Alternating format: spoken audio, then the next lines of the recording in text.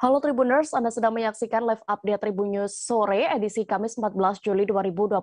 Seperti biasa, kami akan sajikan informasi teraktual dari berbagai daerah yang akan dilaporkan secara langsung oleh reporter kami di lapangan.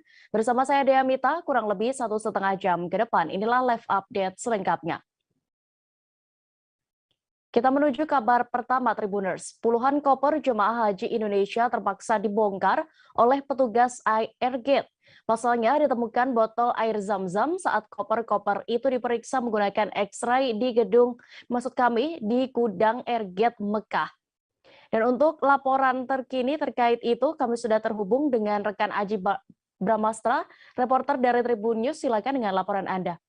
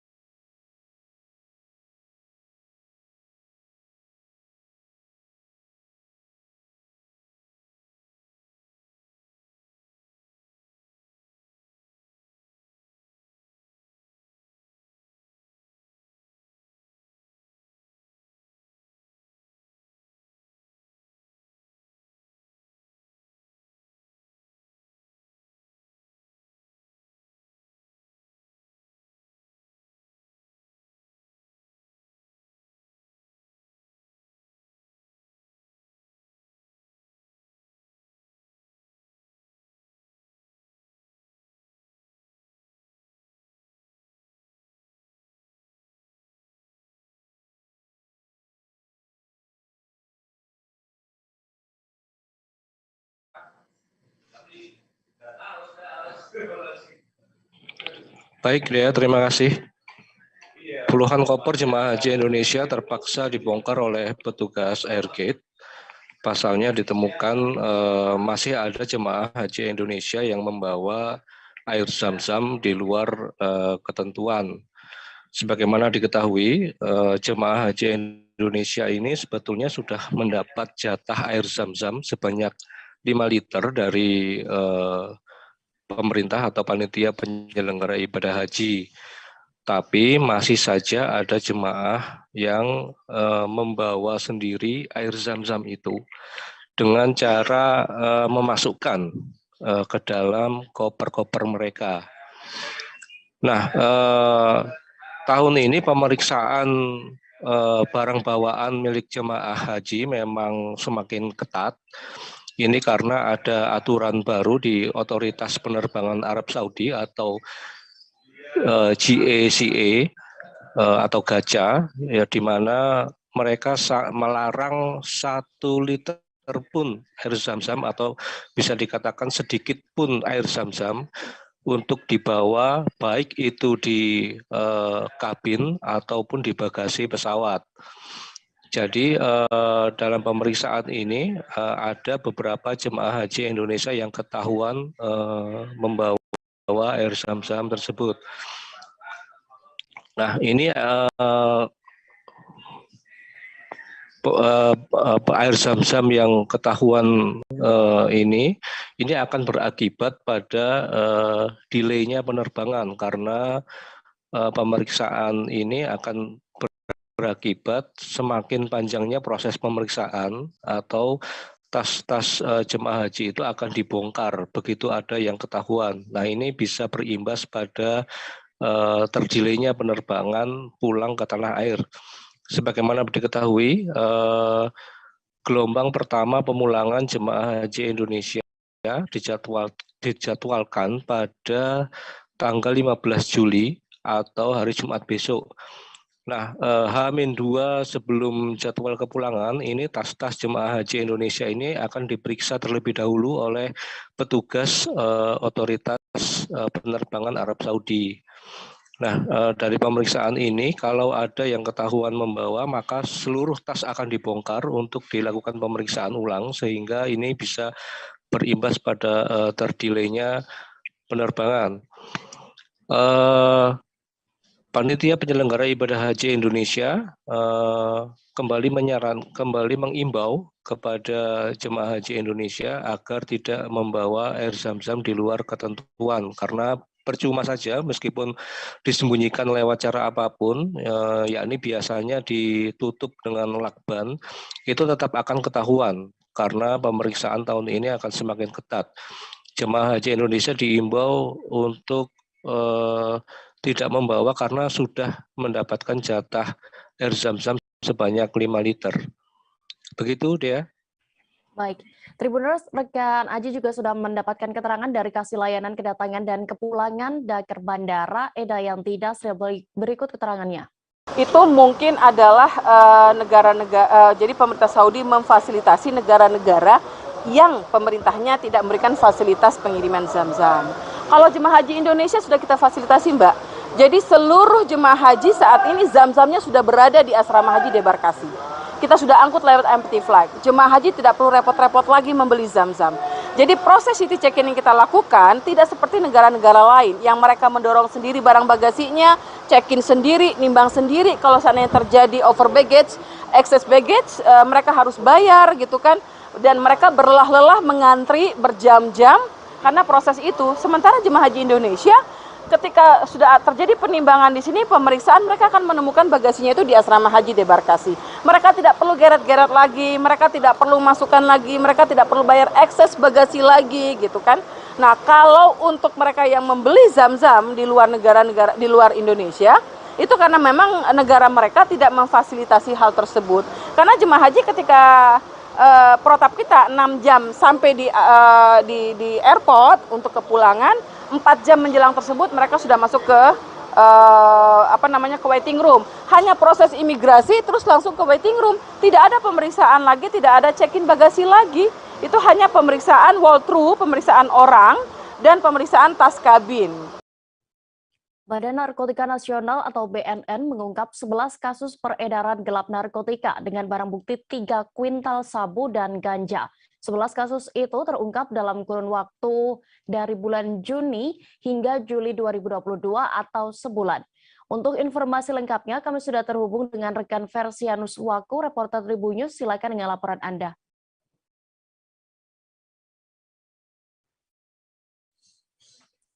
Baik rekan Dea, tadi baru saja Badan Narkotika Nasional atau BNN mengungkap 11 kasus pengedaran gelap narkotika dengan barang bukti 3 kuintal sabu dan ganja. 11 kasus tersebut terungkap dalam kurun waktu dari bulan Juni hingga Juli 2022 atau sebulan. Deputi Pemberantasan BNN, Irjen Paul Kennedy mengatakan pada kasus ini pihaknya telah mengamankan sebanyak 22 tersangka dan 3 orang lainnya masuk dalam daftar pencarian orang atau DPO. Dari sejumlah kasus tersebut, BNN pun berhasil menyita narkotika dengan jenis sabu seberat 119 kg dan ganja seberat 181 kg. Sayangnya, dari 22 tersangka tersebut terdapat 3 oknum anggota TNI dan 1 oknum anggota Polri yang terlibat. Menurutnya, untuk anggota Polri berinisial E ditangkap di Dumai Riau pada Jumat 8 Juli 2022 lalu bersama seorang warga sipil berinisial Y dengan barang bukti berupa 52,90 kg sabu. Sementara 3 orang anggota TNI berinisial MS, BH, dan J ditangkap bersama seorang kepala gudang ekspedisi berinisial L di kawasan Pesanggerahan Jakarta Selatan pada Selasa 5 Juli 2020 lalu dengan barang bukti 61,10 kg ganja. Terhadap kasus tersebut, Kennedy pun menyayangkan atas keterlibatan dari oknum TNI dan Polri terhadap kasus tersebut. Sebab menurutnya, aparat penegak hukum seharusnya merupakan garda terdepan dalam memberantas narkotika di tanah air. Atas perbuatan tersebut, para tersangka pun dijerat pasal 114 ayat 2 Junto, pasal 132 ayat 2, pasal 112 ayat 2 Junto, pasal 132 ayat 2, pasal 111 ayat 2 Junto, pasal 132 ayat 2 Undang-Undang Narkotika nomor 35 tahun 2009. Para tersangka pun mendapat ancaman maksimal hukuman mati atau penjara seumur hidup. Baik, demikian laporan dari saya rekan Dea. Baik, terima kasih rekan Versianus Waku untuk laporan Anda. Selamat kembali bertugas. Kita beralih ke informasi berikutnya. Sidang Komisi Kode Etik Polri peninjauan kembali atau KKEP-PK terhadap AKBP Brotoseno akhirnya selesai. Hasilnya ex-napi korupsi itu resmi dilakukan pemberhentian tidak dengan hormat atau PTDH sebagai anggota kepolisian. Apa saja alasannya akan dilaporkan oleh rekan Ikman Ibrahim, reporter Tribun News. Silakan dengan laporan Anda. Ya benar rekan ya, sidang Komisi Kode Etik Polri peninjauan kembali terhadap AKBP Brotoseno akhirnya telah selesai digelar. Hasilnya memang ex-napi korupsi itu resmi dilakukan pemberhentian tidak dengan hormat sebagai anggota kepolisian. Adapun sidang Komisi Kode Etik Polri peninjauan kembali dilaksanakan pada Jumat 8 Juli 2022 pukul 13.30 waktu Indonesia Barat. Putusan sidang Komisi Kode Etik Polri itu terdaftar dengan nomor KKEP PK-1-7 Romawi garing 2022. Selanjutnya hasil putusan KKEP-PK itu bakal dikirimkan kepada bidang SDM Polri. Nantinya mereka bakal menerbitkan surat keputusan PTDH kepada Brotoseno. Adapun sidang Komisi Kode Etik tersebut dipimpin langsung oleh Wakapolri Komjen Gatot Edi Pramono.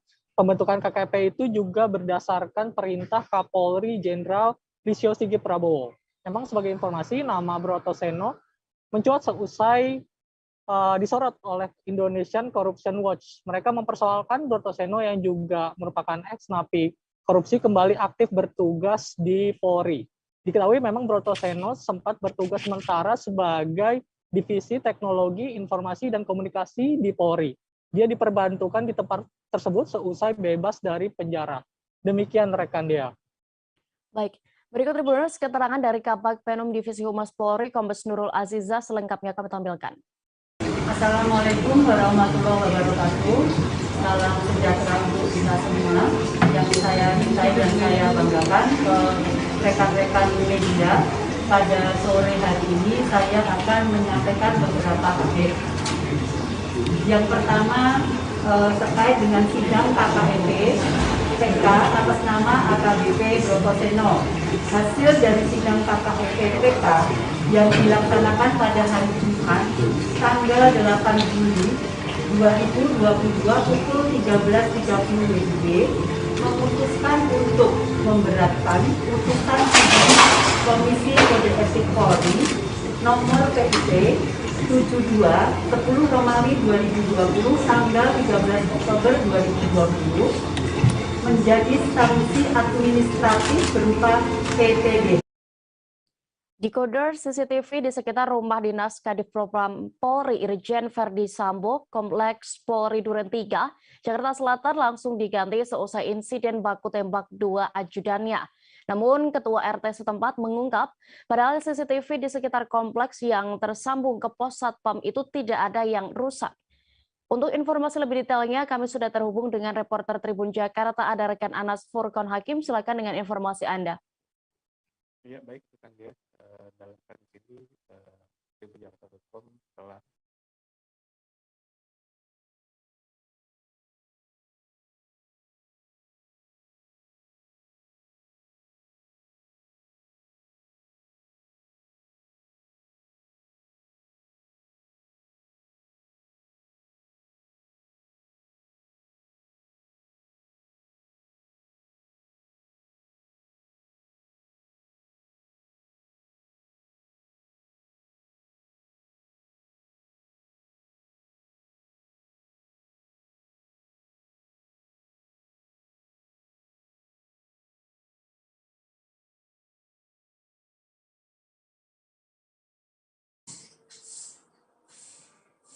Baik, silakan rekan Anas. dalam kasus ini, Tribun Jakarta telah mewawancarai Ketua RT di Kompleks Duren 3 Pancoran Jakarta Selatan terkait dengan insiden penembakan di rumah Kepala Divisi Propam Polri, yaitu Irjen Verdi Sambo. Dalam keterangan yang diterima dari Ketua RT bernama Seno Soekarto itu, diketahui bahwa decoder atau memori penyimpanan rekaman CCTV di sekitar rumah dinas Irjen Verdi Sambo diganti oleh beberapa anggota kepolisian pada Sabtu 9 Juli 2022, artinya sehari setelah terjadinya insiden penembakan. Ia mengetahui hal itu dari satpam yang bertugas di pos jaga saat terjadinya insiden penembakan tersebut. Belum diketahui alasan dari penggantian decoder CCTV di sekitar rumah Verdi Sambo, apakah untuk alasan penyitaan barang bukti atau ada hal lain yang ingin dilakukan oleh Polri dalam kasus ini.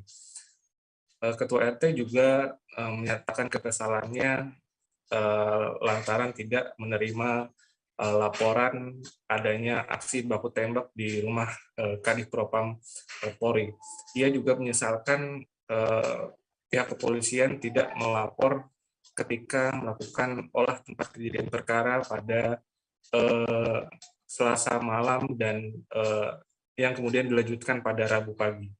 Menurutnya, sesuatu hal yang terjadi di lingkungannya semestinya dilaporkan kepada pihak RT setempat. Ia kemudian makin geram ketika Satpam Kompleks Polri diperintahkan oleh seseorang anggota polisi untuk berjaga di gapura atau di depan pintu masuk Kompleks Polri. Menurutnya, Satpam seharusnya berjaga di pos dan tidak meninggalkan pos tersebut karena harus melayani seluruh warga Kompleks Polri. Diketahui bahwa insiden penembakan ini terjadi pada Jumat 8 Juli sekitar pukul 5 sore. Dalam insiden penembakan ini, Brigadir Yosua Huta Barat atau Brigadir J tewas ditembak oleh rekannya sesama anggota polisi yakni Baradae. Peristiwa itu menurut versi polisi dipicu karena adanya aksi pelecehan seksual yang dilakukan oleh Brigadir J terhadap istri dari Kadif Propam Polri.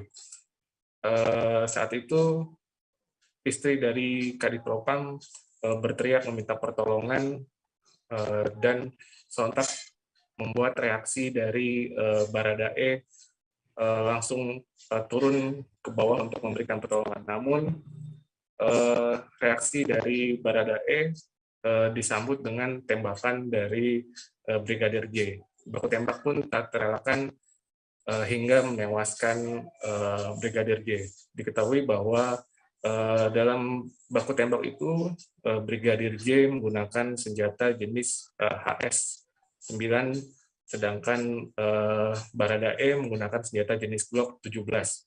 Brigadir J melepaskan 7 tembakan, namun semuanya tidak mengenai dari Baradae. Sementara sebaliknya Baradae melepaskan 7 tembakan, maksud saya melepaskan 5 tembakan dan semuanya mengenai Brigadir J. Kasus ini masih terus diselidiki oleh tim gabungan dari Mabes Polri dan juga Polres Metro Jakarta Selatan. Begitu dia. Baik, terima kasih rekan Anas Furqon untuk laporan Anda dari Jakarta. Selamat kembali bertugas. Kita beralih ke Kepulauan Riau, Tribuners. Subdit 1 Indaksi Direktorat Reserse Kriminal Khusus Polda Kepulauan Riau menangkap 3 unit mobil mewah di Batam. Kendaraan itu diduga diselundupkan mafia ke Batam untuk selanjutnya dikirim keluar Batam. Untuk laporan lengkapnya kami sudah terhubung dengan rekan Beres Lumban Tobing, reporter dari Tribun Batam. Silakan dengan laporan Anda. Oke, baik. Selamat sore, Tribuner. Selamat sore, rekan Dea. Jadi perlu kami informasikan bahwa Subdit 1 Direktorat Reserse Kriminal Khusus Polda Kepri kembali berhasil mengamankan 3 unit mobil mewah berjenis Sport gitu. Nah, 3 mobil tersebut merupakan X yang diselundupkan dari Singapura masuk ke Batam begitu. Nah, jadi penangkapan ini bermula saat tim Polda Kepri begitu melintas saat itu, namun mendeteksi adanya kendaraan yang diduga tidak memiliki kelengkapan. Nah, jadi saat itu dilakukan pengejaran begitu. Namun saat dilakukan pengejaran, mobil tersebut berusaha kabur hingga akhirnya terjadilah aksi kejar-kejaran di Jalan Baloi ataupun di pusat kota Batam hingga mobil tersebut berhasil lolos. Nah, namun tak berhenti di situ, polisi terus melakukan penyelidikan begitu hingga pada malam harinya berhasil mengamankan 3 unit mobil tersebut di dalam sebuah gudang begitu, gudang penyimpanan. Nah, namun hingga kini juga belum diketahui siapa pemilik mobil tersebut. Nah, untuk sekedar informasi bahwa 3 unit mobil tersebut bermesin Nissan Friday dan Honda NSX. Nah, jadi kalau untuk harga Honda NSX ini, untuk bodongnya saja, menurut keterangan dari Kasubdit Indaksi Krimsus Polda Kepri, itu bisa dibanderol di harga 1,5 miliar begitu. Nah, sementara untuk 2 unit mobil Nissan yang berjenis sport seperti yang Anda saksikan langsung itu, untuk bodongnya saja bisa di harga 500 juta. Nah, saat ini 3 unit mobil mewah tersebut sudah dilimpahkan ke Bea Cukai untuk dilakukan proses lebih lanjut. Nah, perkara mobil ini lebih diberatkan pada proses kepabeanan lantaran tidak ada satu bukti surat kendaraan tersebut begitu. Nah, mungkin demikian rekan Dea, terima kasih. Baik, Tribuners, kami tampilkan keterangan dari Kasubdit 1 Ditkrimsus Polda Kepri AKBP Faruk Oktara selengkapnya. 3 unit mobil mewah yang diamankan Subdit 1. Ya, kita mengamankan beberapa hari yang lalu 3 unit ini kita duga dari luar, termasuk yang secara ilegal. Kita amankan setelah kita kejar beberapa waktu, kemudian kita dapat di daerah Baloi. Jadi sekarang pemilik masih kita selidiki, tapi karena memang waktu untuk kasus ini lebih berat ke masalah pabean ke pihak cukai. Masuknya bagaimana modusnya, Pak? Nah, itu yang masih kita selidiki. Kita ngamankannya di jalan. Oh, di jalan Ya, ditemukan. di jalan, karena kita kejar. Kuat dugaan pemainnya orang Batam atau seperti apa, Pak? Atau memang permintaan dari Batam? Kemungkinan seperti itu. Dari Singapura ya, Pak? Pokoknya dari luar. Saya belum tahu dari negeri. Singapura, apa dari Malaysia, apa dari Thailand, apa dari mana kan belum tahu. Karena kita ngejarnya dari jalan. Pria berinisial ABD, 37 tahun, warga desa Luat, Kecamatan Jaya, Aceh Jaya, menembak warga lain hingga meninggal dunia. Kini pelaku berhasil diamankan Kepolisian Resort Aceh Jaya. Kini juga kami sudah terhubung dengan wartawan harian Serambi Indonesia, ada Rizky Bintang Rahmanda. Silakan dengan laporan Anda. Baik, terima kasih Dea. Selamat sore Tribuners dimanapun Anda berada. Bisa kami laporkan bahwasannya pada hari Sabtu tanggal 9 Juli 2022 lalu telah terjadi aksi penembakan yang dilakukan oleh tersangka berinisial ABD, 37 tahun, warga desa Lut, Kecamatan Jaya, Aceh Jaya, yang menyebabkan salah seorang warga di desa tersebut juga, Afwandi, meninggal dunia akibat luka tembak yang dialaminya di bagian dada sebelah kanan. Bisa kami sampaikan, Dea, berdasarkan informasi dan keterangan yang kami peroleh dari pihak Kepolisian Resort Aceh Jaya dalam konferensi pers yang dilaksanakan pada Rabu 13 Juli 2020 lalu, bahwasannya kejadian tersebut bermula saat korban dan pelaku terjadi cekcok ataupun adu mulut di kawasan perkebunan yang juga berada di desa tersebut. Di mana cekcok itu diduga disebabkan oleh anjing terduga pelaku yang kerap kali atau sering masuk ke dalam perkebunan korban dan juga menjilati air hingga timba yang ada di perkebunan korban. Akibat dari cekcok tersebut, kemudian berdasarkan keterangan yang disampaikan oleh Kapolres sesuai dengan BAP yang diperoleh dari pengakuan pelaku, pelaku kemudian diserang oleh korban beserta dengan abang dan juga ibunya menggunakan batu dan juga kayu sisa bakar. Akibat serangan tersebut, si pelaku sendiri tersulut emosi hingga akhirnya masuk ke dalam gubuknya yang berada di perkebunan dan kemudian mengambil satu senjata senapan angin yang sehari-hari digunakan untuk membasmi ataupun menghalau hama babi di perkebunannya dan kemudian menembak langsung ke arah korban hingga menyebabkan korban meninggal dunia di lokasi kejadian. Dan kemudian setelah kejadian tersebut terjadi, pihak keluarga melakukan ataupun melaporkan kejadian ini kepada kepolisian hingga berselang beberapa jam, pihak kepolisian kemudian berhasil mengamankan tersangka dengan inisial ABD dan kemudian diboyong ke Mapolres Aceh Jaya untuk penyidikan lebih lanjut. Begitu deh ya. Baik, terima kasih rekan Rizky Bintang untuk laporan Anda dari Aceh. Selamat kembali bertugas. Kita beralih ke Sumatera Utara. Aktivis digiring ke Polrestabes Medan pada Rabu 13 Juli kemarin pasca kericuhan penolakan eksekusi yang mereka anggap cacat hukum.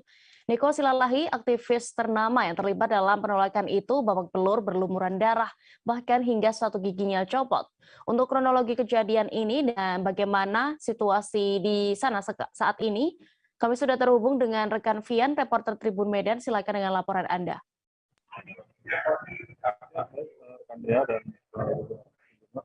Ya, kemarin memang sempat terjadi kericuhan saat pengeksekusian sebuah kafe di Jalan Siti Mangaraja, Kota Medan. Nah, saat itu juru sita dari Pengadilan Negeri Medan mendatangi lokasi tersebut untuk melakukan pengeksekusian lahan di sana. Namun ketika petugas juru sita ini datang, dikawal oleh sejumlah personil kepolisian yang berjumlah lebih dari 100 orang. Nah, ketika itu juru sita ini dihadang oleh puluhan massa yang tergabung di dalamnya merupakan ada beberapa orang seniman di Kota Medan. Nah, saat itu mereka menolak Nah, di sana terlibatlah aksi saling dorong antara pihak kepolisian yang melakukan pengamanan di lokasi. Nah, akibatnya ada sekitar 33 orang yang merupakan seniman ini dibawa ke Polrestabes Medan untuk diamankan. Nah, menurut Kabak Polrestabes Medan sendiri, ke-33 yang diamankan ini pihak polisi mengambil langkah guna untuk mencegah adanya kerusuhan saat pengeksekusian tersebut berjalan. Nah, sampai sore hari kafe tersebut pun berhasil dikosongkan oleh juru sita pengadilan dan juga diambil alih oleh pengadilan. Sementara 33 orang ini dibawa ke Polrestabes Medan. Nah, setelah saat di bawah, memang ada sekelompok aliansi yang juga ikut melakukan gelar aksi di depan Polrestabes Medan untuk menuntut agar rekan-rekannya ini dibebaskan. Nah, setelah itu sekitar tadi malam, sekitar jam 12 malam, ke-33 seniman ini yang diamankan di Polrestabes Medan telah dipulangkan oleh polisi. Akibat kejadian itu ada seseorang yang merupakan aktivis juga bernama Niko mengalami gigi patah akibat aksi saling dorong antara pihaknya ini dengan pihak kepolisian. Nah, untuk saat ini mereka sudah dipulangkan semuanya dan polisi mengatakan mereka ini sudah saling memaafkan. Begitu dia, kembali ke tubuh. Baik, Tribuners, berikut juga rekan Vian sudah melakukan wawancara bersama Kabak Ops Polrestabes Medan AKBP Arman Muiz. Berikut kami tampilkan. Sementara yang kita amankan tadi itu kurang lebih ada sekitar 9 orang, tapi untuk lebih jelasnya nanti kami akan melakukan pengecekan. Itu bukan bagian dari keluarga tergugat ini, Pak? Sebahagian bukan, tapi ada yang mengaku sebagai bahwa itu keluarga. Tapi nanti kita cek perkembangannya seperti apa. Selanjutnya Pak, mereka ini digimanakan Pak? Ditahankah atau dipulangkan nanti setelah Polres? Mereka kita pulangkan aja. Karena kan situasi intinya kan kita hanya mau melakukan kegiatan eksekusi yang dilakukan oleh pihak pengadilan. Kita intinya hanya mengawal. Selesai kegiatan ya mereka boleh pulang. Untuk jumlah personil Pak berapa turunnya Pak? Hari ini kita turunkan kurang lebih 178 personil. Gabungan juga? Gabungan dari Brimob yang tadinya sebagai backup aja, terus Sabara juga, tapi karena situasi masyarakat juga yang melindungi objek, ya kan ada jadi dukungan masyarakat yang mungkin bukan bagian dari kepemilikan, sehingga kita anggap Merosotnya harga sawit dan timah di Bangka Belitung turut memberikan pengaruh terhadap ekonomi masyarakat sekitar. Pasalnya komoditi sawit dan timah ini menjadi penunjang perekonomian masyarakat. Untuk informasi lebih detailnya, kami sudah terhubung dengan rekan Sela Agustika, reporter Bangka Pos. Silakan dengan informasi Anda.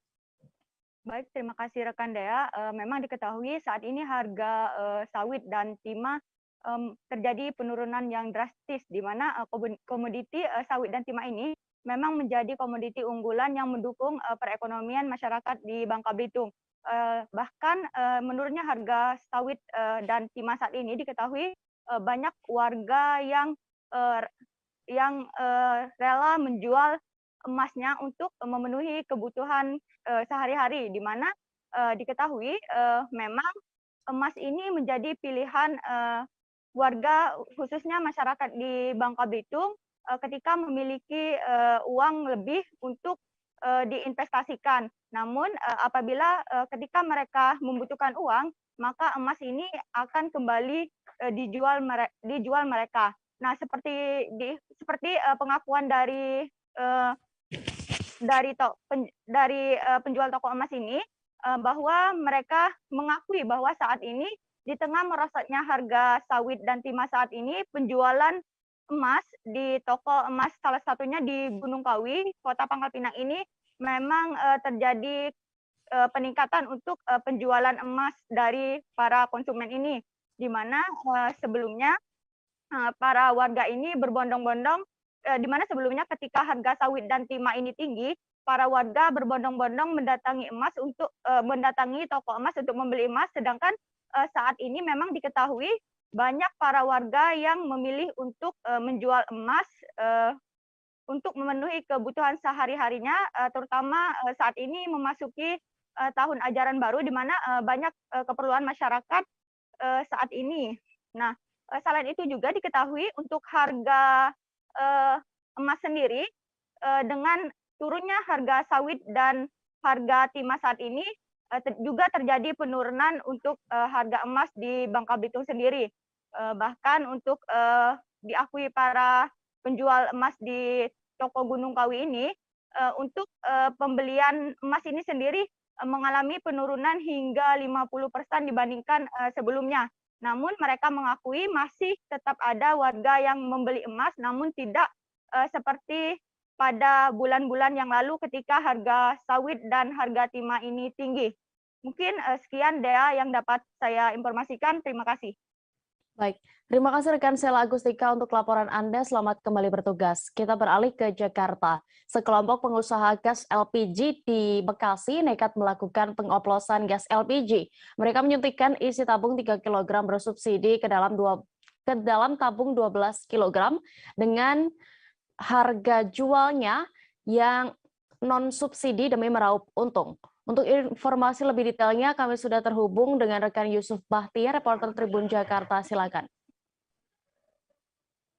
Selamat sore Dea dan juga Tribuners.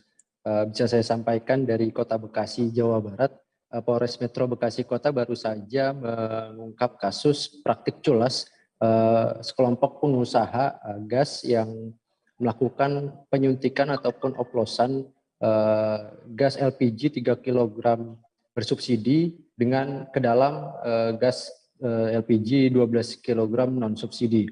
Adapun praktik ilegal ini terungkap setelah polisi melakukan penyelidikan berdasarkan informasi yang diterima oleh masyarakat. Adapun keempat tersangka diantaranya ML, TP, BK, dan DFB merupakan warga yang baru saja mengontrak sebuah tempat atau gudang di kawasan Bantar Gebang, Kota Bekasi. Di gudang tersebut mereka melakukan praktik penyuntikan tabung gas 3 kg bersubsidi ke dalam tabung gas 12 kg non subsidi. Adapun berdasarkan keterangan Kasat Reskrim Polres Metro Bekasi Kota, keempat tersangka ini melakukan praktiknya dengan cara memborong gas LPG 3 kg di warung-warung kecil dengan jumlah yang begitu besar, yakni sekitar ratusan tabung. Lalu ratusan tabung itu disuntikan ke dalam tabung 12 kg non subsidi. Adapun harga jual yang mereka lakukan seharga sekitar 210.000 hingga 220.000 per tabung 12 kg. Angka itu jelas lebih tinggi ketimbang modal yang dilakukan para pelaku. Dengan satu tabung gas 12 kg butuhkan sekitar 4 tabung 3 kg bersubsidi yang kira-kira harganya sekitar 20.000 per tabung. Adapun atas tindakan yang dilakukan, keempat tersangka dikenakan pasal berlapis. Mereka terancam hukuman pidana 6 tahun kurungan penjara. Begitu dia. Baik, Tribuners, berikut kami tampilkan keterangan dari Kasat Reskrim Polres Metro Bekasi Kota, Kompol Ivan Aditira selengkapnya.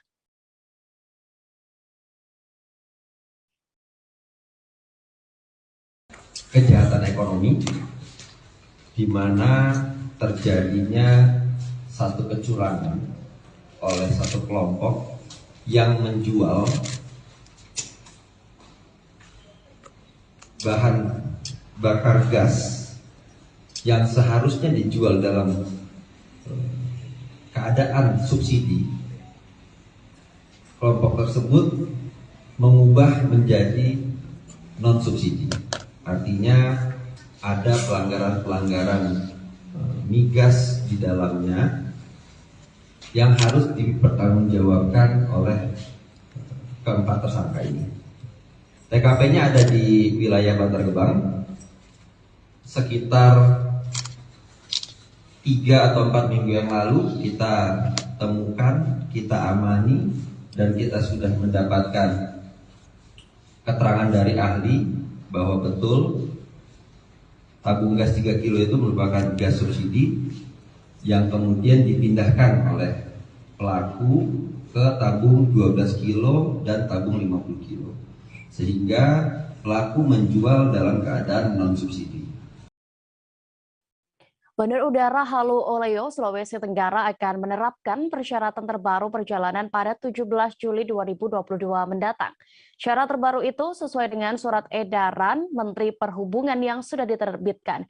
Dan untuk bagaimana penerapan di sana, persiapannya juga kami sudah terhubung dengan rekan Ridwan Kadir, reporter Tribun News Ultra. Silakan dengan informasi Anda.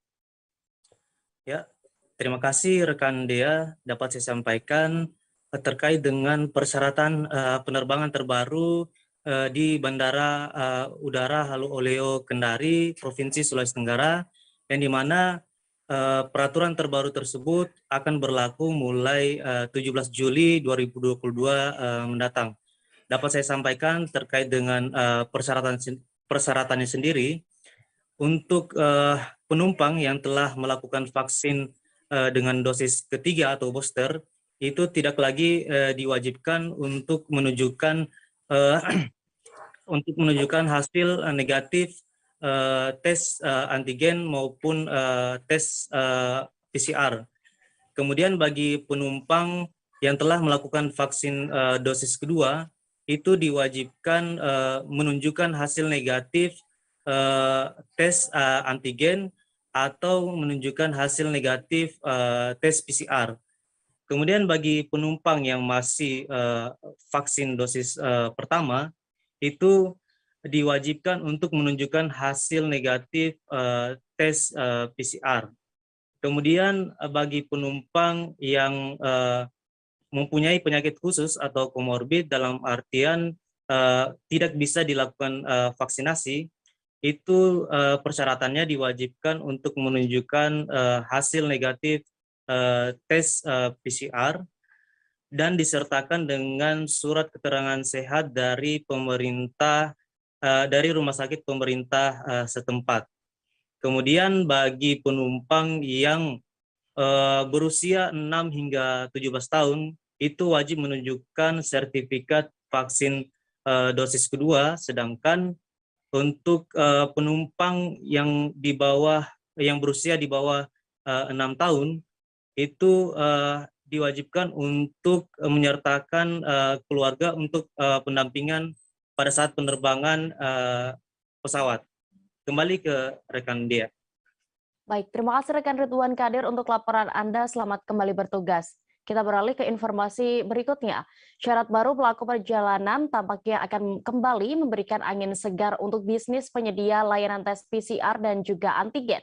Pasalnya, penyedia layanan tes PCR dan antigen sebelumnya sempat sepi setelah adanya pelonggaran aturan termasuk di Bangka.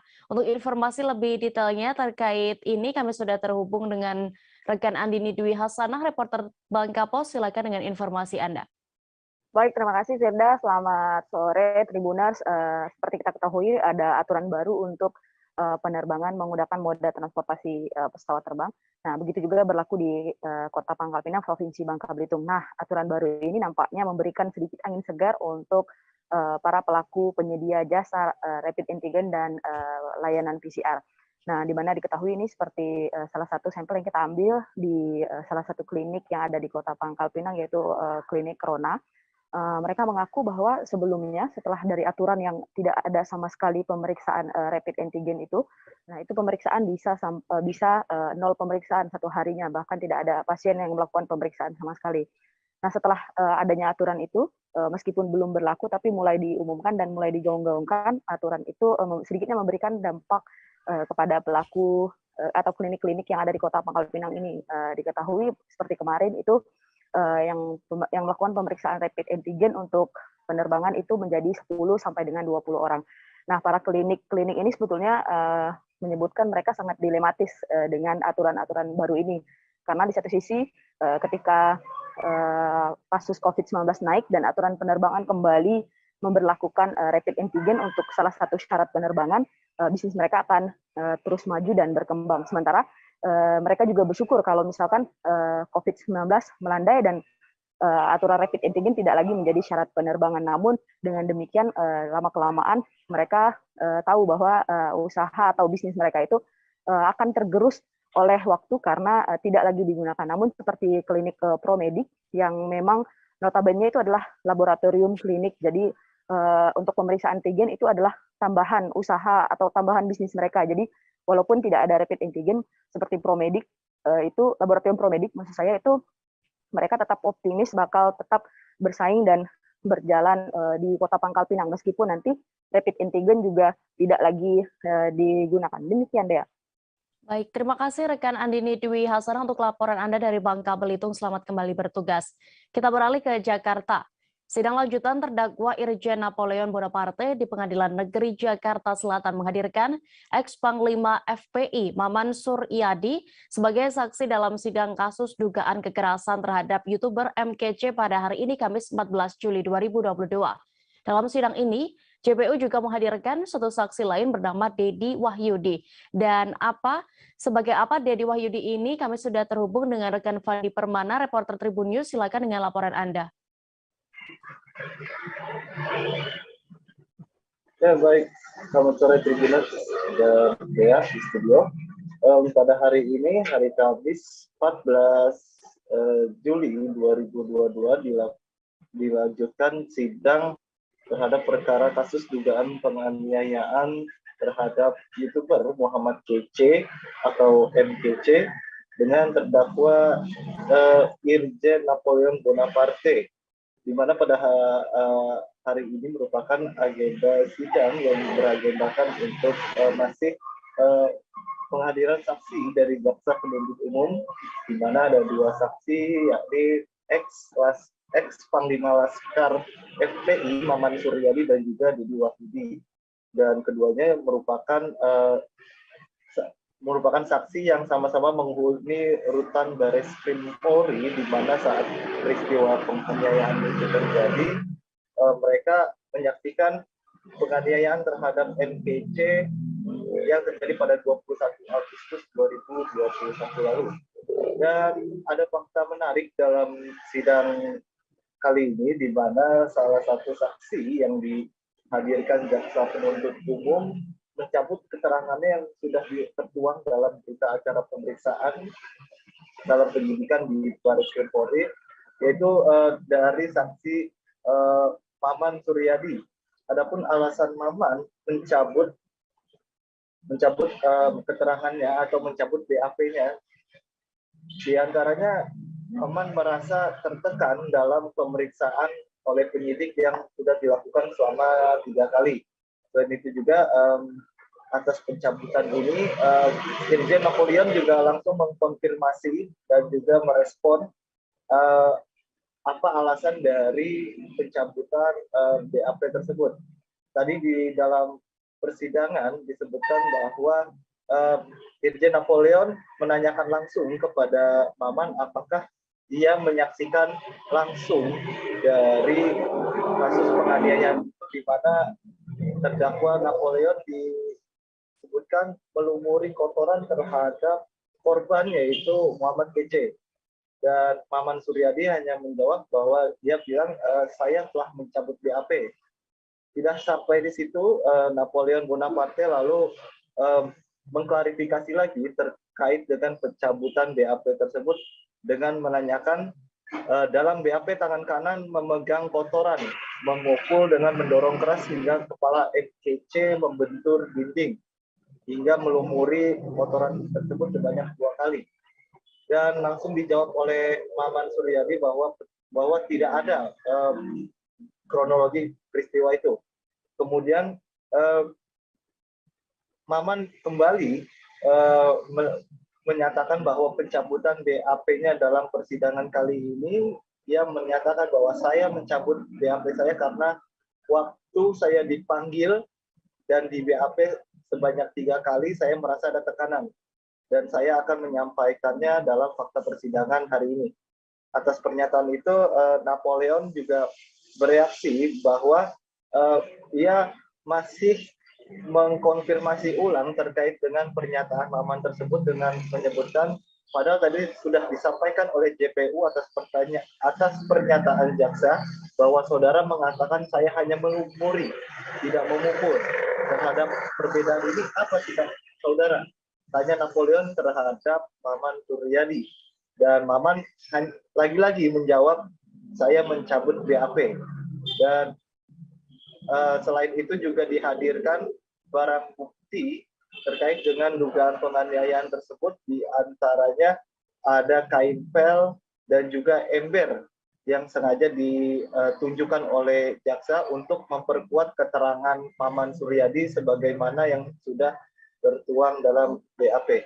Dan dalam sidang kali ini juga Maman juga memastikan bahwa ada fakta terbaru terkait dengan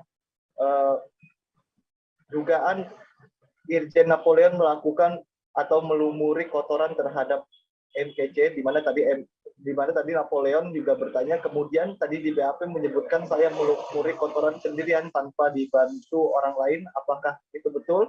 Dan langsung dijawab oleh Maman bahwa dia mengaku bahwa peristiwa itu dilakukan sendiri oleh Napoleon Bonaparte, yang artinya tidak ada orang lain atau yang membantu memegangi KC dalam kasus dugaan penganiayaan yang terjadi di Bareskrim.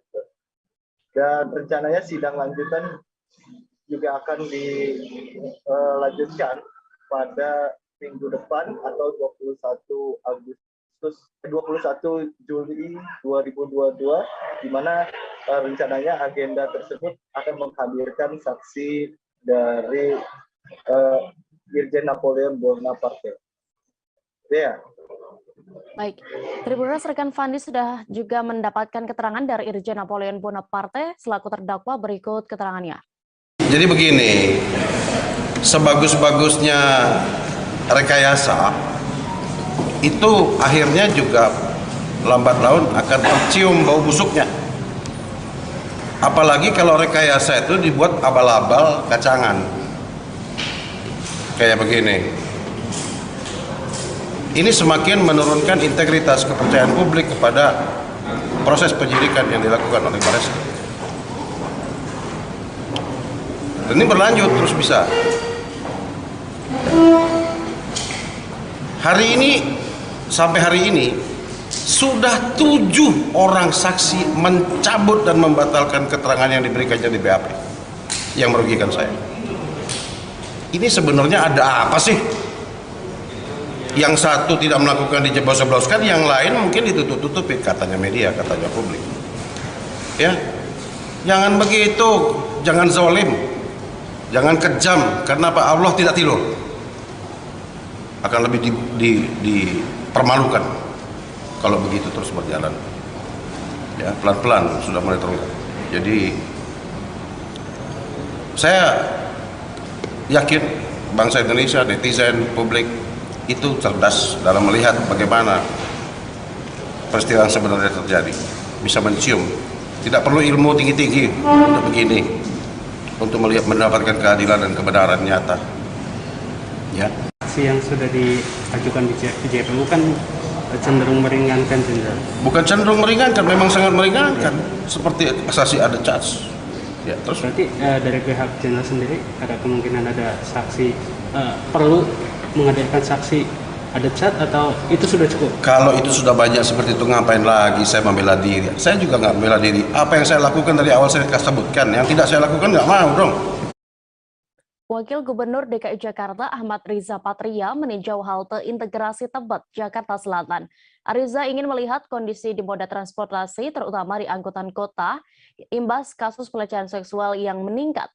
Untuk laporan selengkapnya, kami sudah terhubung dengan rekan Nur Indah Farah Audina, reporter Tribun Jakarta. Silakan dengan informasi Anda. Baik, Dea dan rekan Tribuners, bisa saya sampaikan bahwa Wakil Gubernur DKI Jakarta Ahmad Riza Patria pada Rabu 13 Juli 2022 kemarin telah mengunjungi halte integrasi Tebet, Jakarta Selatan, di mana kedatangan orang nomor 2 di DKI Jakarta ini bertujuan untuk memastikan bahwa transportasi publik, satu diantaranya yakni angkot atau angkutan kota dalam kondisi yang aman, sehingga dirinya turut menjajal atau menaiki angkot hingga menuju ke arah Kuningan. Di mana dalam kesempatan tersebut Ariza mengatakan bahwa pihaknya mengimbau agar warga Jakarta tidak perlu takut untuk menaiki angkot lantaran transportasi umum ini sudah dipastikan oleh Pemprov DKI Jakarta dalam kondisi rapi, bersih, aman, dan terjangkau.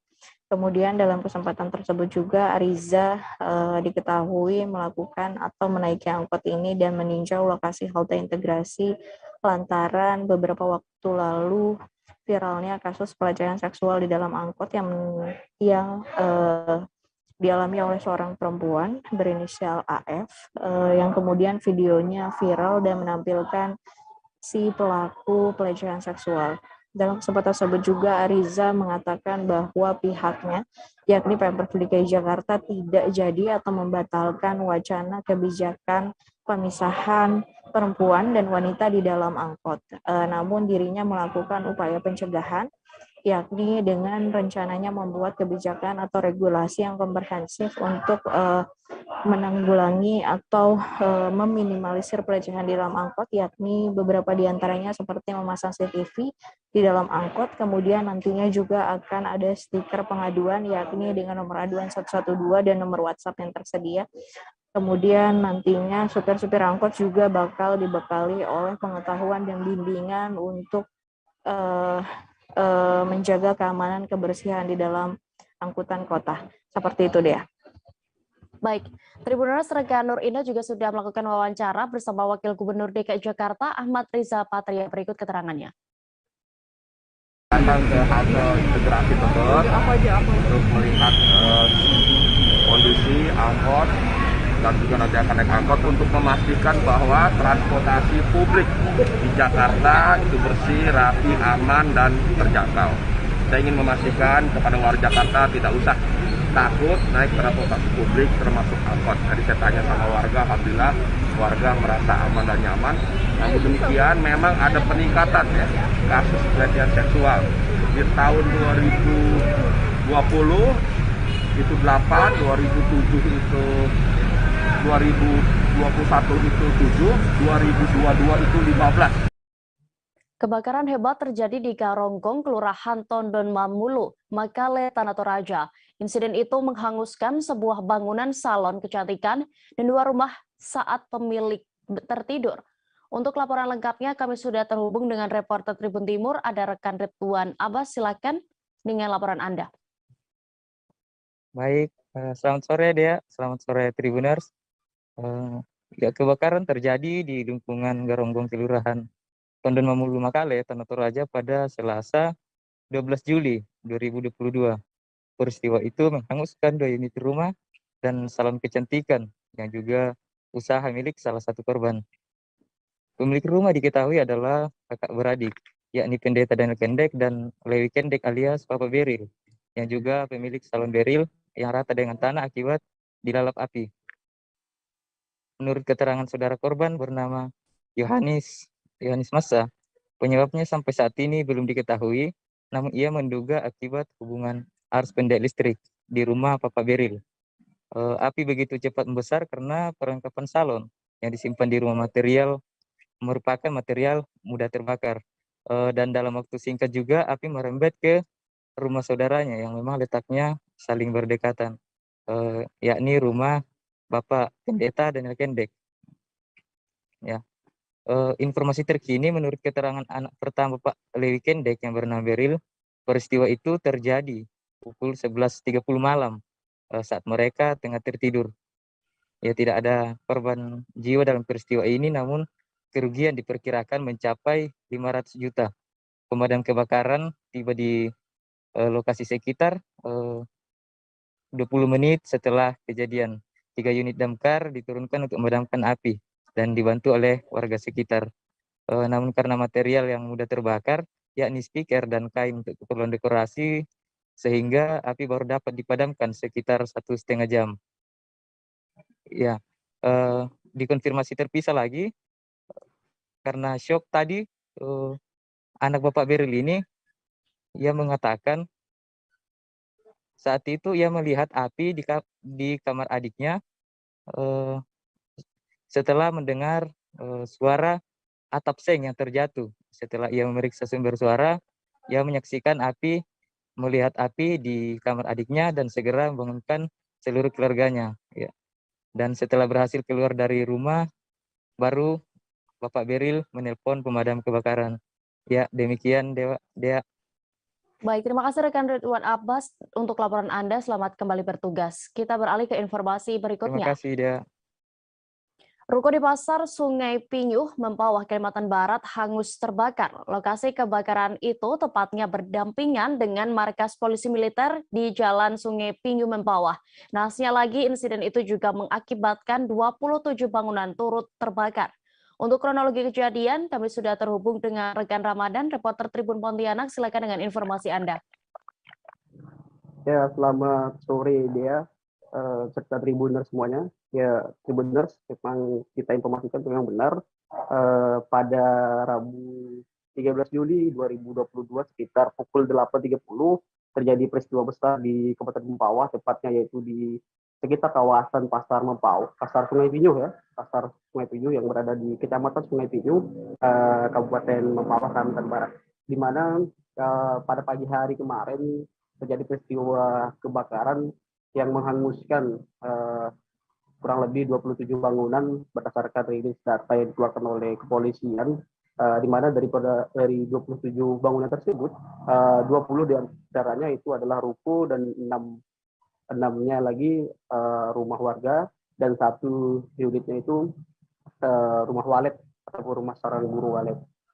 Dari kebakaran tersebut diprediksi di awal masih diakibatkan oleh korsleting listrik, mengingat juga dari kebakaran tersebut api sangat cepat merambat karena kita ketahui sendiri berdasarkan penuturan dari pemilik ruko dan para korban bahwa bangunan tersebut memang bangunan tua yang sudah ada sekitar 40 tahun lebih sebelum ada renovasi besar. Nah, jadi api memang begitu sangat cepat merambat, sekitar 1,5 jam kebakaran menghanguskan sebanyak 27 bangunan.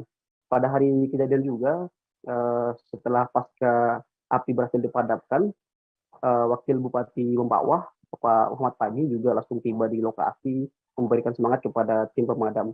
Karena mengingat untuk pemadaman kebakaran itu sendiri bukan hanya tim pemadam dari Kabupaten Mempawah yang turun, melainkan juga dari daerah-daerah tetangga seperti Kota Pontianak, Kabupaten Kuburaya, dan juga dari Kota Singkawang. Tim pemadam juga berdatangan untuk memberikan bala bantuan untuk pemadaman. Dan juga dari BPBD Mempawah dan juga dari Polres Mempawah juga langsung turun memberikan bantuan pemadaman tersebut. Sehingga api memang dapat dijinakkan dalam waktu sekitar kurang lebih 1,5 jam. Namun tadi itu ada 27 bangunan yang hangus terbakar. Dan juga pada hari ini tadi, pada Kamis 14 Juli 2022, pada pagi hari tadi, berkesempatan Bupati Mempawah, Haji Herlina beserta jajaran langsung menyisir ke lokasi kebakaran, memberikan semangat kepada para korban, dan langsung menampung aspirasi ataupun masukan dari masyarakat terkait kebakaran tersebut. Di sana tadi Bupati Mempawah Haji Herlina juga memberikan penegasan kepada dinas-dinas terkait untuk mempermudah proses penerbitan kembali dokumen-dokumen pentingnya. Dan juga Bupati Herlina memberikan semangat agar korban yang masyarakat menjadi korban kebakaran ini dapat mengambil hikmah balik semua ini. Dan dapat kita sampaikan juga dari kebakaran ini juga tidak ada korban jiwa, namun hanya ada satu orang yang dilaporkan menjadi korban di kebakaran tersebut, yaitu korban luka bakar ya, sekitar 20% di sejauh tubuhnya, yaitu seorang lansia. Namun berdasarkan informasi yang kita dapatkan juga, lansia tersebut sekarang sudah membaik dan diberikan perawatan oleh tim medis yang berada di, kalau tidak salah itu di rumah sakit yang ada di Kota Pontianak. Seperti itu dia. Baik. Tribuners, rekan Ramadan juga sudah melakukan wawancara bersama Bupati Mempawah, Herlina, berikut keterangannya. Seandainya ada surat menyurat yang terbakar, Bu, bagaimana dari pihak pemerintah? Tadi sudah disampaikan juga kepada dari Pak RT terkait dengan permasalahan untuk pengurusan surat menyurat. Tapi saya sampaikan bahwa Pemda Kabupaten Mempawah akan mempermudah segala sesuatu terkait dengan surat menyurat yang memang dalam kondisi yang suratnya terbakar. Saya bilang kalau seandainya ada permasalahan hambatan, langsung aja lapor ke bupatinya. Supaya apa? Supaya administrasinya lebih dipercepat. Kalau memang ada hambatan, tapi saya yakin sekali lah, insya Allah akan dipermudah semua. Kenapa? Karena saya juga bilang kepada Pak RT terkait dengan untuk pengurusan surat menyurat itu untuk mempermudah. Pertama ada lapor dulu, lapor ke pihak kepolisian terkait dengan laporan kebakaran. Dari laporan kebakaran itulah yang untuk mempermudah daripada korban Bapak, Ibu, dan Bapak yang rumahnya terbakar untuk mengurus administrasi yang memang harus diurus. Terima kasih, Bu. Tidak ada hambatan, saya rasa kalau surat menyurat tidak ada hambatan ya, karena akan dibantu oleh pemerintah. Dipermudah lah, Bu, ya? Iya, dipermudah, sangat dipermudah lah. Tidak ada istilah tidak dipermudah. Kalau tidak permudah, saya bilang lapor ke bupati langsung. Dan saya akan mengambil tindakan untuk supaya itu diselesaikan dengan cepat. Terima kasih. Sebuah pohon besar tumbang di Jalan Ki Hajar Dewantara, Kelurahan Iring Mulyo, Kecamatan Metro Timur, Metro Lampung. Pohon tumbang itu menimpa satu motor Honda Vario yang sedang parkir di sana. Untuk laporan selengkapnya terkait kronologi kejadian dan juga penyebab dari pohon tumbang ini, kami sudah terhubung dengan reporter Tribun Lampung, ada rekan Humam Gifari. Silakan dengan informasi Anda. Ya, terima kasih kepada Dea dan selamat sore Tribuners. Kejadian peristiwa motor tertimpa oleh pohon tumbang tersebut terjadi pada hari kemarin, hari Rabu pada 13 Juli 2022, tepatnya di pukul 17 waktu Indonesia Barat atau pukul 5 sore.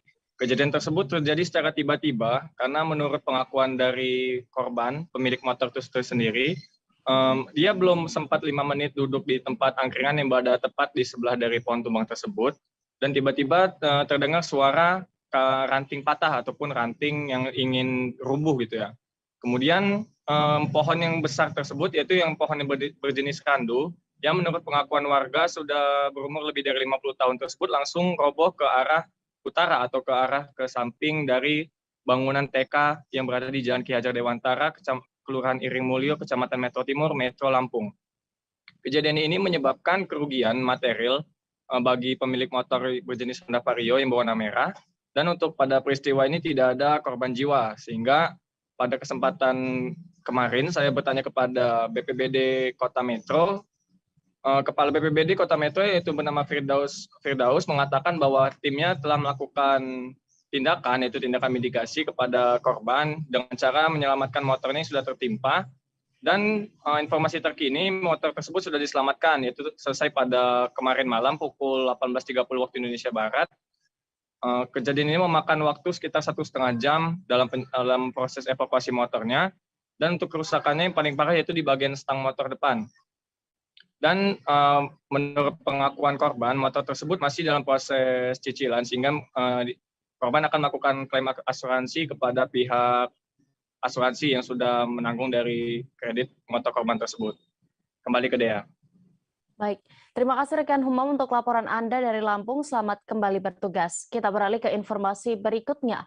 Api melalap toko pakaian di kota Kevamenanu, Kabupaten Timur Tengah Utara, Provinsi Nusa Tenggara Timur. Musibah kebakaran itu lantas membuat masyarakat sekitar heboh dan memadati lokasi kejadian. Untuk penyebabnya, kami sudah terhubung dengan reporter Pos Kupang, ada rekan Onci Rebon. Silakan dengan informasi Anda.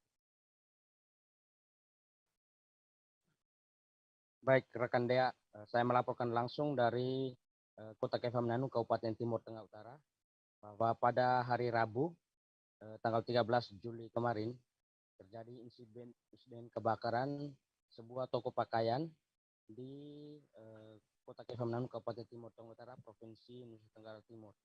Insiden kebakaran ini dipicu oleh mesin genset yang meledak setelah dihidupkan oleh karyawan toko pakaian tersebut sesaat setelah pemadaman listrik di wilayah itu. Warga sekitar bangunan panik lantaran bangunan tersebut terletak tepat di pinggir jalan dan berdampingan langsung dengan bangunan yang lain. Tim pemadam kebakaran yang tiba beberapa saat setelah kejadian itu berhasil memadamkan api selama 1 jam. Pihak kepolisian Polres Timur Tengah Utara dan Kodim 1618 TTU juga turut ambil bagian dalam upaya pemadaman kebakaran tersebut. Berdasarkan informasi yang disampaikan pemilik toko bernama Rian, bahwa orang yang pertama menyaksikan langsung kejadian tersebut adalah para karyawan yang berada di toko tersebut. Informasi lain yang disampaikan juga oleh Kepala Badan Penanggulangan Bencana Daerah Kabupaten Timur Tengah Utara bahwa pihaknya menghabiskan 6 mobil tangki, sebanyak 6 mobil tangki untuk memadamkan kebakaran tersebut. Perlu disampaikan bahwa tidak ada korban jiwa dalam peristiwa tersebut, tetapi kerugian diperkirakan mencapai ratusan juta rupiah. Demikian rekan Dea. Baik, terima kasih rekan Once untuk laporan Anda. Selamat kembali bertugas. Kita beralih ke kabar berikutnya. Seorang tabib di kota Serang bernama Tabib Harimbi membuat publik heboh lantaran mengaku sebagai titisan Nabi Khidir. Kabar ini pun telah sampai ke pihak Kelurahan Kaligandu yang kemudian diteruskan ke pihak Kecamatan dan MUI Kota Serang. Untuk informasi lengkapnya, kami sudah terhubung dengan rekan Meldaniati, reporter Tribun Banten. Silakan dengan laporan Anda. Ya, halo rekan Dea. Dapat dilaporkan bahwasannya di sini reporter Tribun.com melaporkan bahwa memang tabib bernama Tabib Harimbi tersebut dia mengaku sebagai titisan Nabi Khidir, dan selain itu juga dia mengaku bahwasanya titisan Nabi Khidir tersebut didapatkan dirinya setelah melalui mimpi yang dialaminya beberapa kali sejak usianya sekitar 12 tahun begitu rekan Dea. Sementara itu dapat dilaporkan bahwasanya di area sekitar makam terdapat bebatuan di sekeliling makam utama yaitu makam Syekh Abdul Razak atau Ki Joharudin. Dia mengaku bahwasanya bebatuan yang ditempelkan di dinding makam utama tersebut diperolehnya melalui wangsit mimpi sehingga dia mengambil bebatuan bersama dengan 6 orang sahabat dan juga muridnya di daerah Bayah begitu rekan Dea.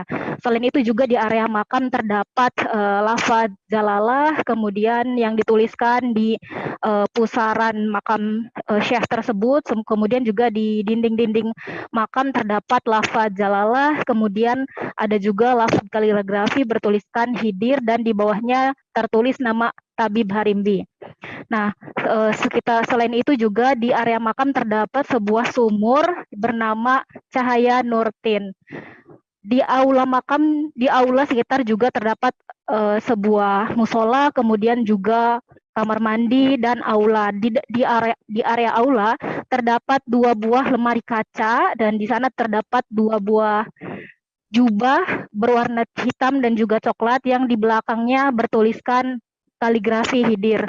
Menanggapi hal tersebut pihak MUI Kota Serang sebelumnya bernama Sekretaris MUI Kota Serang Kiai Haji Amas Tajudin mengatakan bahwasanya pihaknya sudah melakukan klarifikasi dan penanganan secara intensif bahwa ziarah kubur terhadap makam tersebut tidak ada masalah. Ki Joharudin atau Syekh Abdul Razak kuburannya sudah ada sejak lama di area tersebut. Kemudian yang menjadi persoalan adalah, kata Amas, bahwa Harimbi mengaku sebagai titisan Nabi Khidir, sehingga MUI menyatakan Harimbi agar kembali ke jalan yang benar dan tidak lagi mengaku sebagai titisan Nabi Khidir. Terkait mimpi bertemu dengan Nabi Khidir, itu menjadi persoalan pribadi Harimbi sendiri, kata Amas Tajudin. Namun, tidak dibenarkan jika mimpinya tersebut disiarkan. Bahkan ada beberapa atribut seolah dirinya adalah titisan Nabi Khidir. Harimbi mengaku siap dan sanggup dibina oleh MUI Kota Serang dan juga MUI sudah meminta Harimbi untuk mencopot atribut-atribut yang mengaku dirinya titisan Nabi Khidir.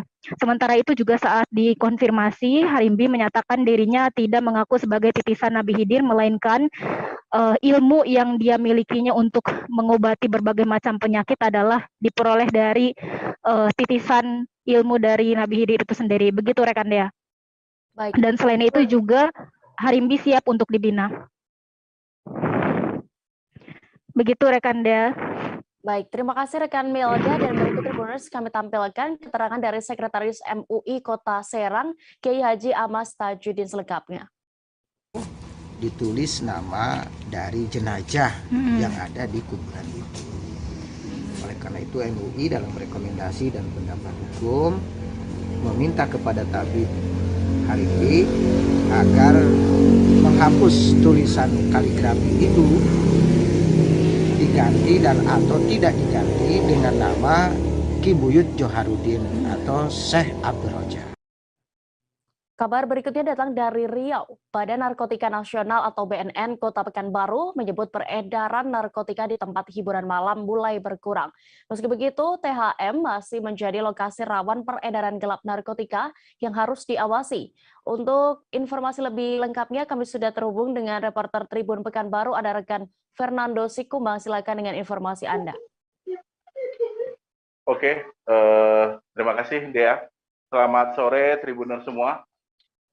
Bisa dilaporkan Dea dan kepada Tribunner semua bahwa di Kota Pekanbaru, Tribunner Badan Narkotika Nasional Kota Pekanbaru pada hari kemarin menggelar kegiatan workshop di Grand Jatra Hotel Tribunner di Kota Pekanbaru, dan kegiatan ini memang digelar dalam rangka menggandeng para pelaku usaha, khususnya pelaku usaha hiburan Tribunner.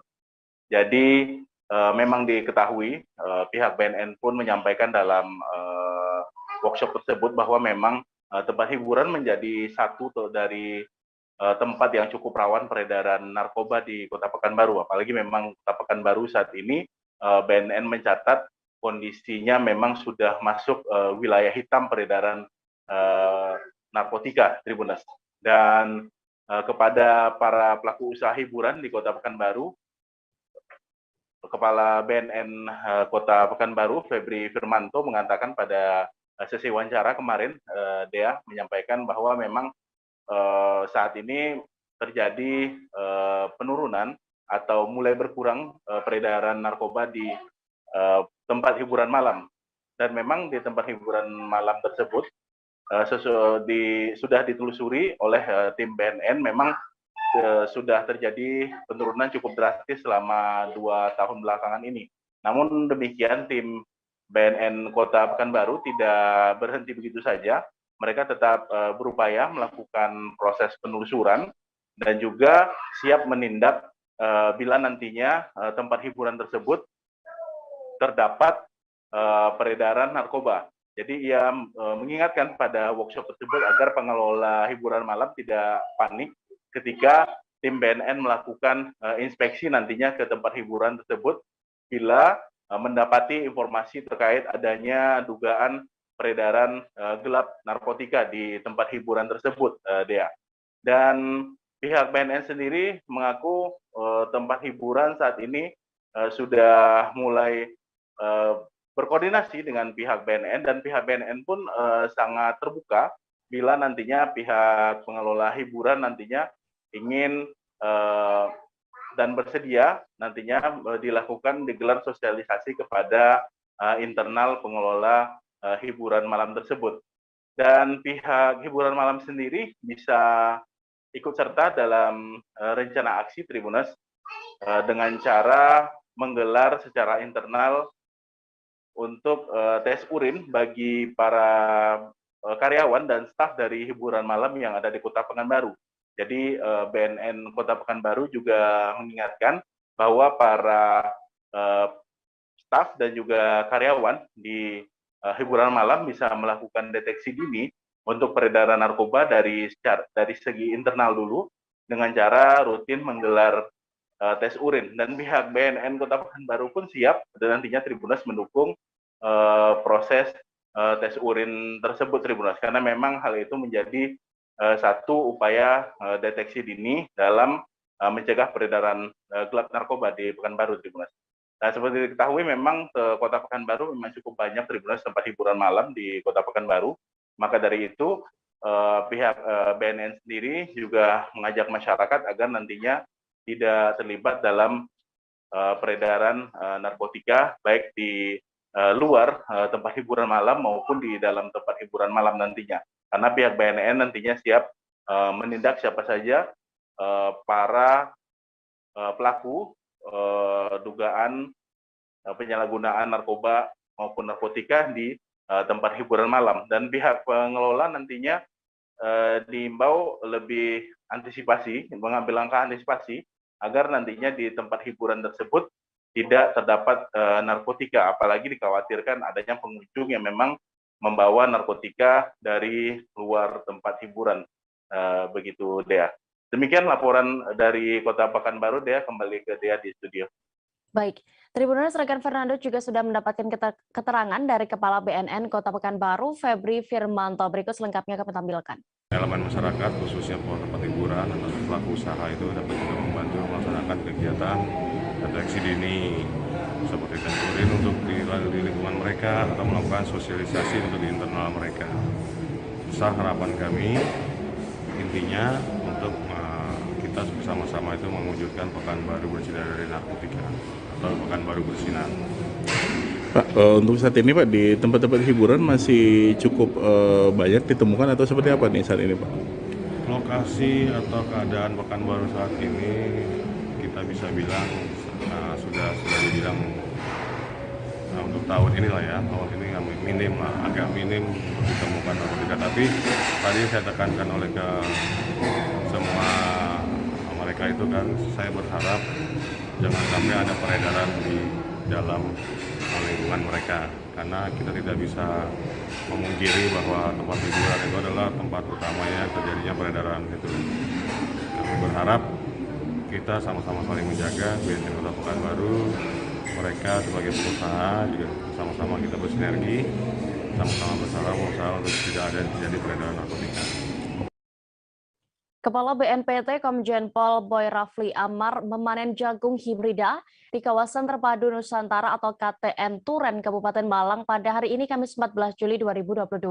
Boy menyebut program KTN Turen ini merupakan implementasi konsep pentahelix penanggulangan terorisme. Untuk informasi lebih lengkapnya terkait kegiatan ini kami sudah terhubung dengan reporter Surya Malang.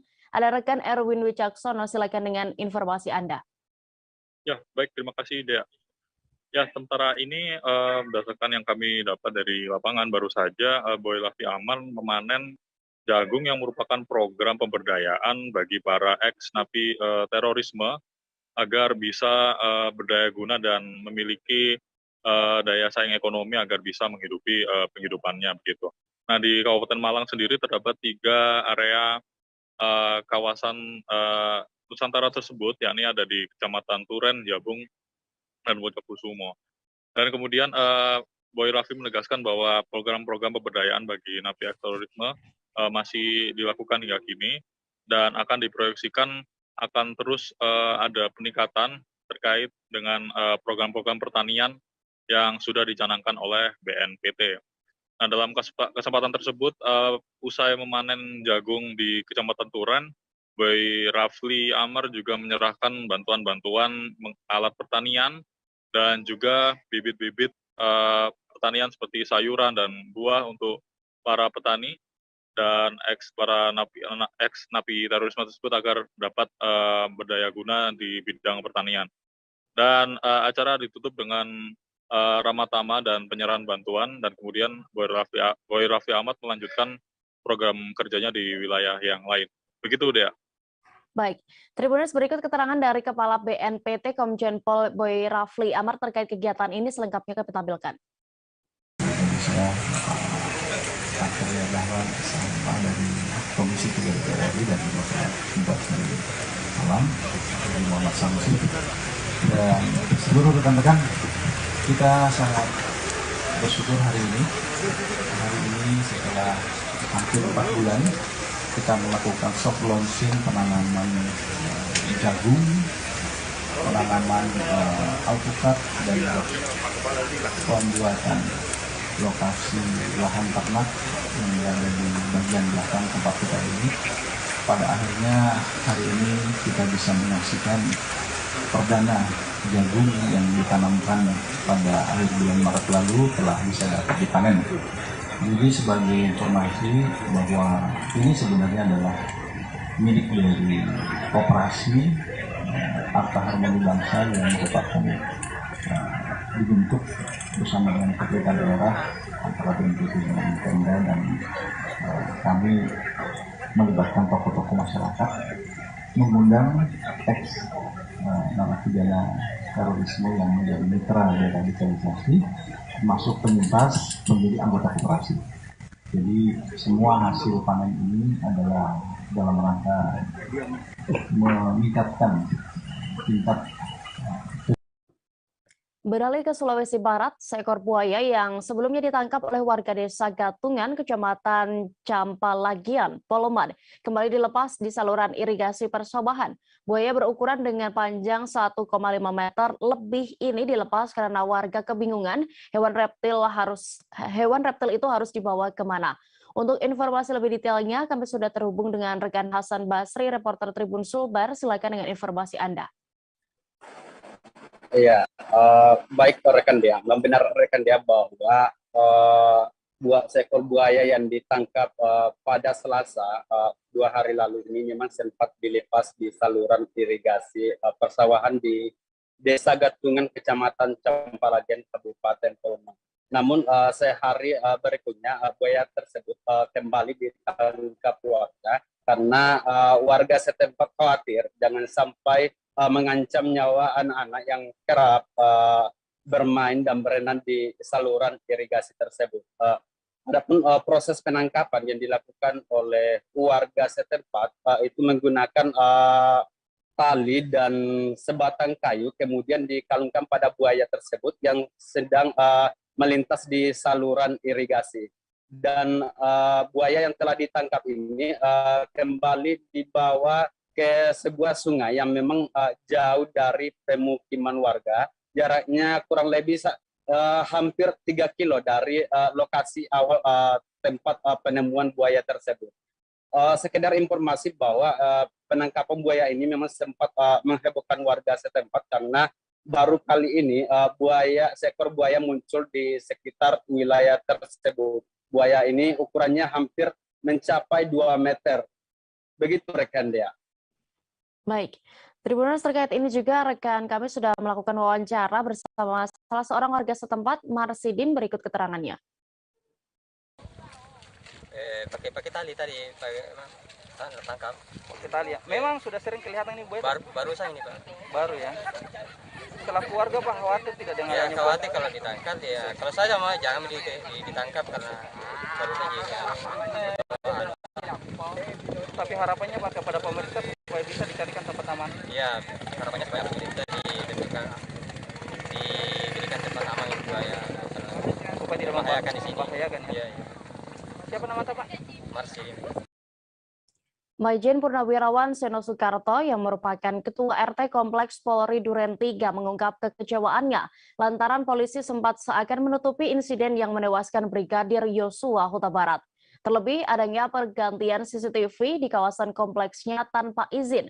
Kapolres Metro Jakarta Selatan, Kombes Pol Budi Herdi Susianto akhirnya buka suara bahwa pihaknya yang melakukan penggantian. Budi mengungkapkan alasan digantinya decoder CCTV untuk kepentingan penyidikan. Penggantian dilakukan juga agar CCTV di lingkungan itu tetap dapat beroperasi. Sementara itu, decoder yang lama saat ini disita oleh penyidik. Sebelumnya, penggantian decoder ini sempat membuat Ketua RT yakni Seno Soekarto kesal. Seno juga mengaku tersinggung atas perlakuan aparat kepolisian yang tidak memandangnya sebagai Ketua RT. Selain itu, pihak kepolisian kerap memerintah petugas keamanan di kompleksnya tanpa melakukan koordinasi terlebih dahulu dengan pengurus RT termasuk dirinya. Bahkan, Seno baru mengetahui insiden baku tembak itu ketika dirinya menonton di YouTube, dan hal itu pun membuat dirinya kesal karena justru tidak memperoleh laporan secara langsung. Menurut Seno, dari pernyataan Satpam, polisi juga hanya mengatakan tidak ada apapun di hari kejadian. Ia juga menganggap ada sedikit kejanggalan karena tak ada satupun ambulans yang melewati kompleks di hari kejadian itu. Berikut Tribuners kami tampilkan wawancara bersama Seno Soekarto selaku Ketua RT Kompleks TKP selengkapnya. Sama ya, kalau saya ditanya suara letusan itu suaranya itu seperti petasan. Sedangkan pada saat itu kan menjelang Idul Adha. Dan di sini biasanya menjelang tahun baru, Idul Adha dan lain sebagainya, itu biasanya membunyikan kembang api. Saya beli kembang api, saya letuskan gitu, saya di lapangan itu supaya ramai. Jadi semuanya pada saat itu menyadari bahwa mereka itu menganggap ini petasan, bukan tembakan, sehingga tidak ada tindak lanjut. Setelah mendengar itu tidak ada tindak lanjut.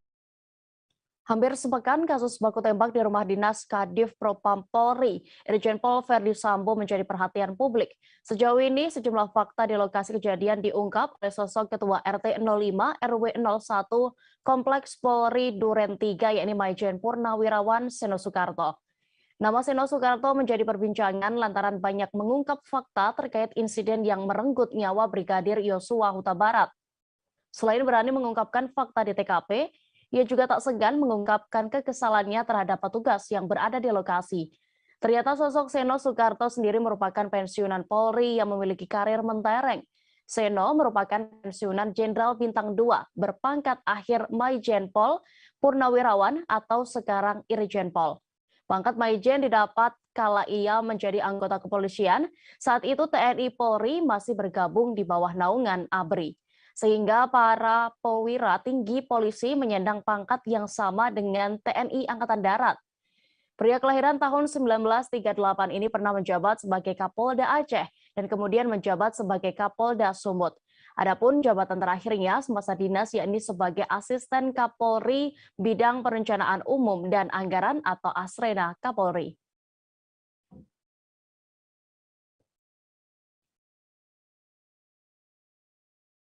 Tribuners, duka mendalam masih menyelimuti keluarga mendiang Brigadir Nofriansyah Yosua Huta Barat di Jambi, khususnya sang ibunda Rosti Simanjuntak yang tak kuasa menahan tangisnya saat kembali berziarah ke makam sang anak.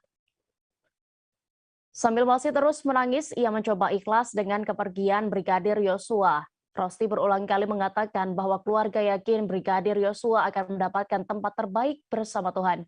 Ia pun juga berharap diberi segala petunjuk untuk mengungkap kebenaran kasus yang mengakibatkan anaknya meninggal dunia. Bagi keluarga, meninggalnya Brigadir Yosua Huta Barat ini masih misterius hingga kini. Berbagai penjelasan dari kepolisian dianggap tidak masuk akal. Suami Rosti yang sekaligus ayah mendiang Brigadir Yosua, Samuel Huta Barat, mengkhawatirkan kondisi sang istri yang hingga kini masih terpukul perasaannya. Ia menceritakan sejak mendapat kabar meninggalnya Yosua, Rosti tak henti meneteskan air mata. Terpisah, Kapolda Jambi Irjen Pol Rahmat Wibowo menyambangi rumah duka pada Rabu 13 Juli pagi kemarin. Kapolda Jambi juga memimpin doa saat berziarah ke makam Brigadir Yosua. Selain untuk berziarah, kedatangannya juga untuk mengecek kesehatan keluarga Brigpol Nofriansyah Yosua oleh tim dokter Polda Jambi. Diketahui Brigadir Yosua sebelumnya diduga melakukan pelecehan terhadap istri Kadif Propam Polri hingga memicu baku tembak. Brigadir Yosua meninggal dunia di TKP seusai terkena tembakan Baradae. Namun hingga saat ini belum ada bukti-bukti kuat terkait dugaan itu karena seluruh CCTV di TKP rusak.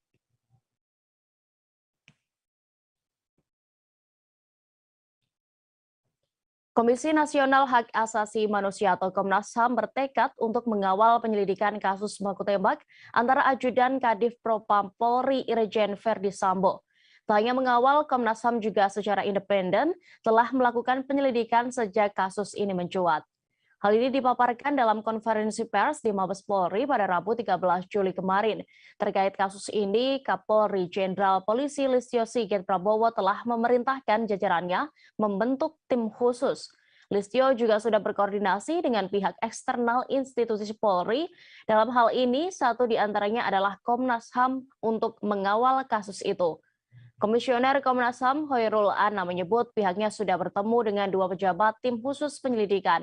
Meski begitu, Komnas HAM tidak bergabung ke tim itu dan menjaga independensi serta bekerja sendiri dalam mengungkap kasus tersebut. Senada dengan Hoirul, Komisioner Komnas HAM BK Ulung Hapsari menekankan keindependenan timnya. Pihaknya pun membuka diri jika ada masyarakat yang mengetahui fakta-fakta terkait kasus baku tembak ajudan Kadif Propam Polri Irjen Verdi Sambo tersebut. BK meminta masyarakat untuk melapor jika memiliki fakta-fakta untuk mendukung penyelidikan kasus itu.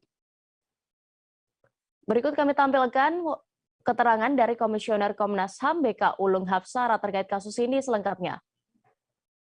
Kami tentu saja Komnas HAM membuka diri terhadap informasi yang dimiliki oleh masyarakat, dimiliki oleh publik, kalau ada memang hal-hal fakta-fakta yang terkait dengan kasus kemarin. Kedua adalah juga kami tentu saja Komnas HAM membuka diri terhadap informasi yang dimiliki oleh masyarakat, dimiliki oleh publik, kalau ada memang hal-hal fakta-fakta yang terkait dengan kasus kemarin.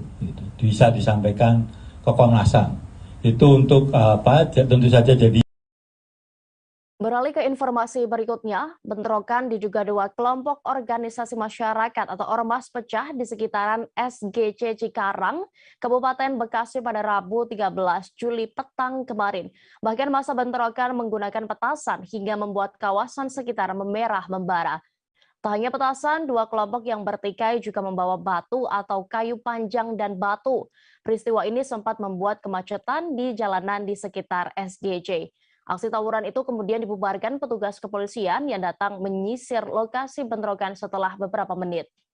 Kasat Reskrim Polres Metro Bekasi AKBP Aris Timang membenarkan adanya bentrok yang dilakukan dua ormas. Ia mengungkap ia memicu terjadinya bentrok antar ormas ini adalah dikarenakan selisih paham. AKBP Aris menyebut tak ada seorang pun orang yang terlibat dalam bentrokan itu diamankan oleh polisi pada kemarin. Beberapa menit mendapatkan informasi bentrokan itu, puluhan personel kepolisian langsung ia perintahkan untuk menyisir lokasi kejadian untuk membubarkan bentrokan. Setelah masa berhasil dipukul mundur, kondisi terkini SGC pun kembali normal. Untuk pengendara sudah aman melintasi simpang lampu merah Cikarang. Namun pihaknya hingga kini masih melakukan penjagaan di sekitar lokasi kejadian untuk menghindari terjadinya bentrokan susulan.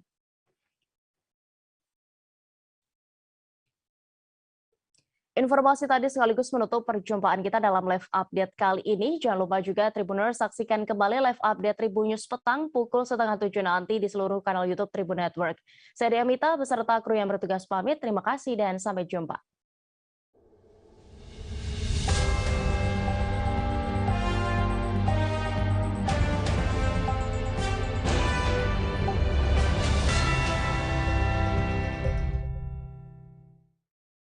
Jangan lupa like, subscribe, dan share ya!